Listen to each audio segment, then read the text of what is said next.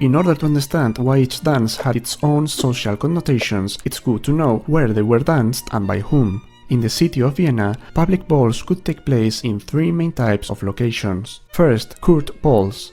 Court balls were semi-private events held at palace for the royal family and nobility.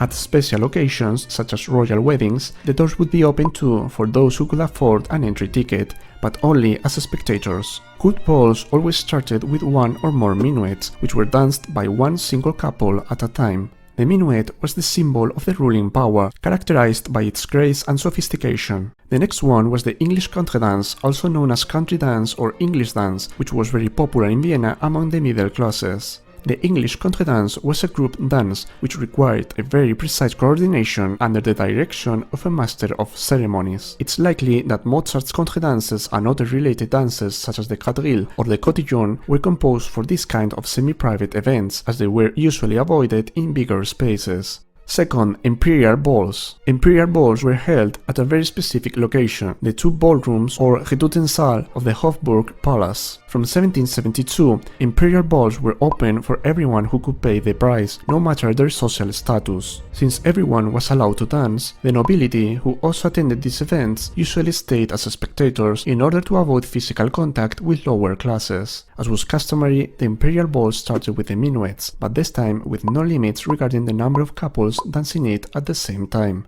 During the ball, every hour of minuets alternated with 1 hour of German dances and Lellas, the new sensations in Vienna. Imperial balls took place mainly during the carnival season from 6th January to Ash Wednesday, which is 46 days before Easter, and it was the only place in Vienna where masks were allowed. During that span of time, up to 3 balls were held every week, lasting from 9 p.m. to 3 or 5 in the morning depending on the day, creating a huge demand for printed dance music.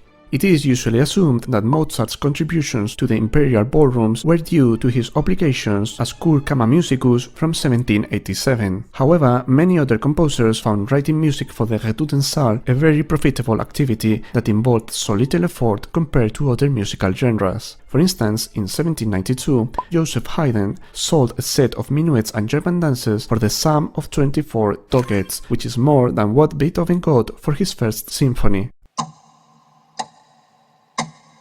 And third, other minor dance venues. In principle, any establishment that served food was allowed to host dances, but only on Sundays and feast days until midnight. This included all kinds of restaurants, taverns, and other places that the nobility usually avoided. Many of these establishments relied on itinerant musicians rather than stable orchestras, and as a rule of thumb, the lower their social status, the more likely it was that they only played German dances, including forbidden variants such as the Langaus. The social status of all these dances was represented by Mozart in the famous ball scene from the first act of his opera Don Giovanni.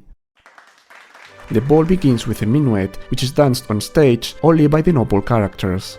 Soon after, Don Giovanni, the astray nobleman, asked for a dance with the peasant Zerlina as an excuse to lead her off stage and assault her. The music was the contradance, a symbolic link between upper and lower classes.